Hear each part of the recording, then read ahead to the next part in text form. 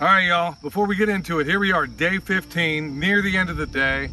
We typically would get over here a little bit earlier, but we snatched up a bunch of honey from those bees over there. And typically they're a little bit testy a couple of days after. And I can literally throw a rock and hit those hives, so I'm not doing anything while those guys are super active down here. All right, view feel of it, it's still pretty warm. We're on day 15. We may have gotten mixed up as far as, look, it doesn't have to be perfect. So here it is, day 15, about to flip this bad boy again, and then it's back off to the races.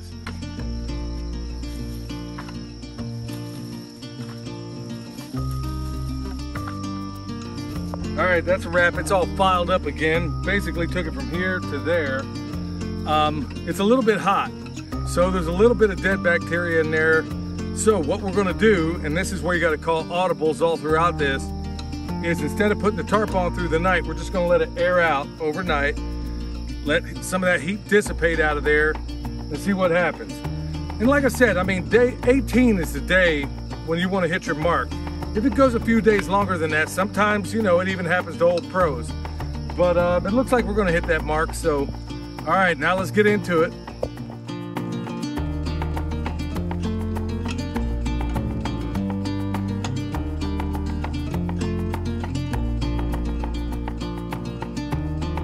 Hey y'all, this is Billy from Perma Pastures Farm. I don't always give an update on something quite so soon, but pretty interesting development just happened a little while ago. So I'm over here, I came back to this same spot you saw me come to the other day, and I'm over here minding my business, well, minding somebody else's property, and I thought I was in a spot that was basically part of the city. Because it was technically easement, or at least I thought it was.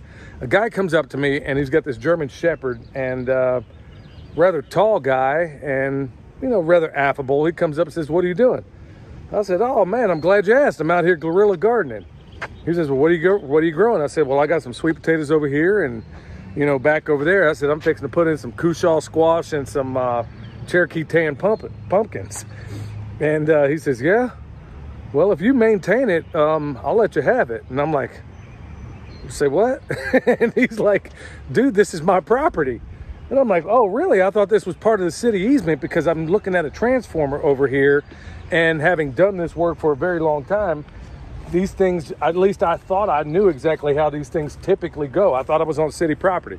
Well, it turns out I'm on private property." And so I had a little conversation with the guy, and he basically says, here's the agreement. Folks, I am floored at this point, and I can barely get the words out, because it's just astonishing for all the people out there that tell me I can't get land or I don't have any. He basically said, "You see this hill behind me? All of this." He says, "I'll tell you what," and I think it ain't a fair deal. It's an unbelievable deal. He says, basically, "I'll give this to you if you can maintain it." He says, "You know, they're not going to be able to mow this. I don't pay them to mow this, and it basically stays wild. But it's all yours if you want it." Folks, do you have any idea how big a growing medium that is? Do you know what an opportunity that is? You know, it wasn't a lengthy conversation, but it was a fruitful conversation. And so talking to him, well, guess what? I'm finding out that it's not just him, but a great many business owners. He apparently owns this entire, I don't know that I should put the camera on it because he didn't give me leave to do that, but he basically owns all this land over here, and this is prime real estate if you know anything about the Asheville area. Basically owns that place, owns this apartment complex behind me, and like I said, what I assumed was city easement, turns out it isn't. But how cool is it? Just falls into your lap just like that, y'all. So look, like I had once said before, when I was working back in Texas, there was a parole office next door. 2 acres of land right there that I had permission to basically farm. I mean, and they were okay with animals on there too. So look, these opportunities exist all the way around you. Like I said, I don't have any problem, because who would you even go to when it comes to dealing with, let's say, you know, the sides of interstates? What bureaucrat could you even speak to without buttering their palms to even get something like that done? But there's a whole lot of people that have land that is being unused. And apparently there's a great many other spots that he owns that he's willing to work with me on if I wanted it. I mean, this is more of a demonstration to show people that it's possible. But right here, fell right into my lap. How cool is that, y'all?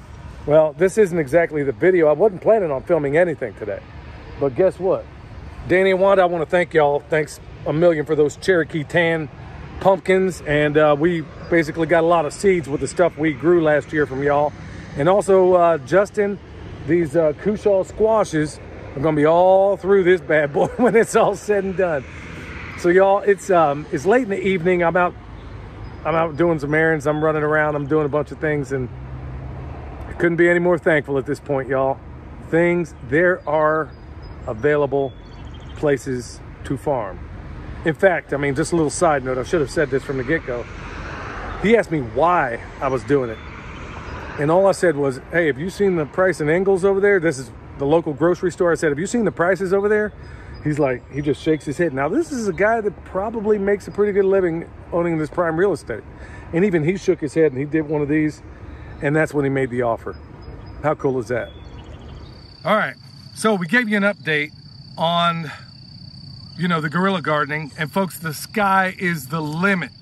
I went to bed very happy man, thinking about all that. But here's another little place. Okay, we're talking about where you can find different places to be able to plant some things. But today I'm going to talk about, look, we all know that there's a nitrogen issue out there. Fertilizer is going to be a enormous thing. Not everybody has space to do a compost pile, although you might. I'm going to show you another little thing. But before we get into that, for all those people out there that say black locusts are just useless, your animals don't mess with them, well, here's one right here. The bull is in this pasture right here. And there's a series of others up here. I don't know if you can see them in the sunlight or not. But there's one, I'll just run over here. There's one there that he wiped out. There's one here, two up there. Look, there's a whole lot of people out there claiming themselves to be experts in all this and that. I have yet to see an animal kill itself on eating a poisonous species to them when they had free choice of things that they could eat or want to eat. So you do with that what you want. Okay, now let's kind of transition into another thing. I got a bucket here and it's full of politicians, okay? Now, why would I go through the effort of doing that? Because I'm trying to demonstrate something here and I'm gonna show you the whole thing of it, okay? Here's one of the little areas where Coco's at. I don't need to get it all, just some of it. I'm gonna put it in this bucket. Now, this is gonna be a broad stroke in how you can use this stuff. I'm gonna show you how I'm doing it. I even talked about it to a greater extent on Patreon. So I'm gonna go down there and I'm gonna show you, okay, how can I use this stuff? Or maybe you got other animals. We're gonna show you how we use it, okay? And absorb from it what you think is useful. It may not apply to you in that, but it should. Just like I talked before, how a book is less important for what it says than for what it makes you think. It's the same thing with these videos where I may provide a variation on something somebody else came up with, and then you in your mind, I'm hoping that a lot of you are saying, oh, okay, well that directly doesn't work for me, but I can adapt it to make it work for me. I'm gonna show you how we do it.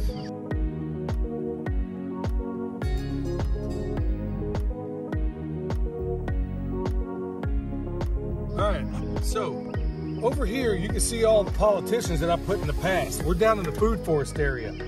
Now, just a little side note, doggone it. Y'all, we've already gotten about 20 gallons of strawberries out of here, and we're still getting them. Look at that. Well, heavens to Murgatroyd. Okay, I'll eat that in a minute. So anyway, we got all these wood chips over here, and this is where we've been depositing them from William doing his carving, okay? Let me just go ahead and put this off to the side. So we got a beautiful ground cover. Trees are coming around. Look at that black locust. We got a peach, pear, you name it. It is blowing up. But let's say you got a situation where you can't make a compost pile. You don't have the, physical ability to do it. Maybe you got a neighbor next door that has cows. Look, this is where I put all the stuff before. You see that? If you stick it on top with all this heavy carbon, here's what's happening. The worms are hearing the dinner bell, the worms that are in here. And they're saying, oh, okay, he dropped some food down here. So you'll see these little holes. You'll see all these things happening in the poop. They're going to take that. They're going to exchange it down in the soil. Now, it slopes this way. So what I'm doing is putting it as high in the landscape as I can. So when it rains, it'll drift it that way. We'll get the fertility. Now, nature always puts the fertility on top. Everybody today, even when they plant a tree or whatever the case may be, they feel the compulsion to want to dig up the soil and put it down in there. Sorry, y'all, a little gnat flew up in my eye. They want to dig up the soil and put it down in there. Don't do that. Nature always puts the fertility on top. So that's exactly, remember, we're permaculture designers. We're replicating nature as much and as often as we can. So that's exactly what I'm gonna do. I'm gonna come over here, and it's really this simple.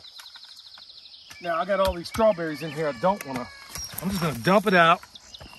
Look at all them politicians.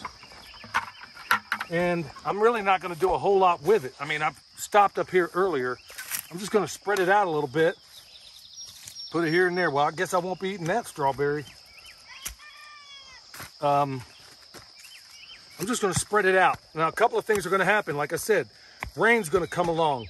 The sunlight is gonna disinfect it. All these things are gonna happen, but I'm taking that fertility, and it ain't gotta be pretty. I know that's it. You're thinking, okay, well, what's the big deal in that? Well, what do we got here? We got carbon. This wood, carbon. Poop, nitrogen. We're composting in place. That's exactly what's happening. And I'm doing it in a place where we got these bigger wood chips, you see? So that's exactly what's gonna happen. Worms are gonna take over. Rain's gonna come down. It's gonna wash it down here. It's part of the design of what we do with our swales, but that's a whole nother method and technique altogether. All right, so there you have it, y'all. Like I said, think about applications and all that we show you that may apply to you, okay? So remember, we got that festival coming up. You wanna get your tickets quickly because it's running out. In fact, the online sales are gonna end this Sunday night. So if you're going, that's the cheapest way to do it. Otherwise, it's gonna be a little more expensive at the door. Comfrey, what you see all around here, y'all. We got it at the website.